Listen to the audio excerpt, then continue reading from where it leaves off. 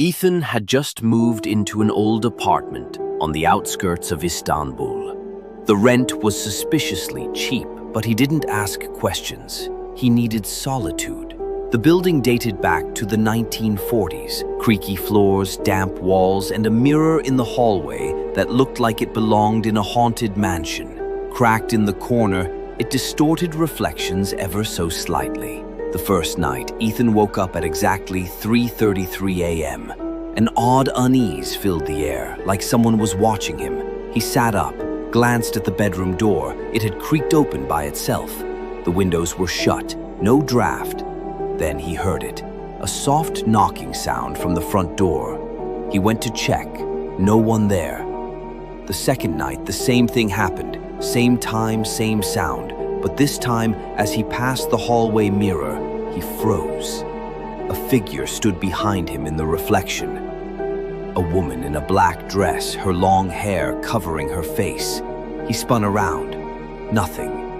Thinking he was imagining things, he took the mirror off the wall and threw it out. But the woman didn't vanish. Now she showed up in windows, in his phone screen, even in his dreams. On the third night, 3:33 came again. He didn't even need to check the clock. He felt it.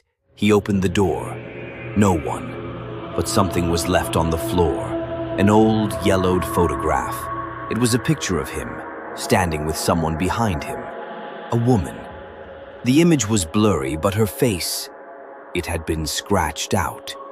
On the back of the photo, in faded ink, someone had written, "I'm still here." That was the breaking point. Ethan decided to leave the apartment first thing in the morning, but the house wouldn't let him. His phone was dead. Windows wouldn't open. The front door wouldn't budge. At 3:30 a.m., the apartment grew unnaturally quiet.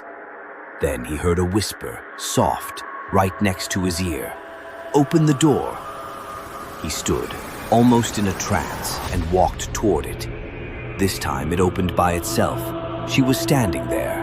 Black dress, long hair, no face, just a void where her features should have been. The last thing he saw was her reaching out, pulling him into the darkness. By morning, neighbors called the police. The door was wide open, lights still on. But Ethan was gone.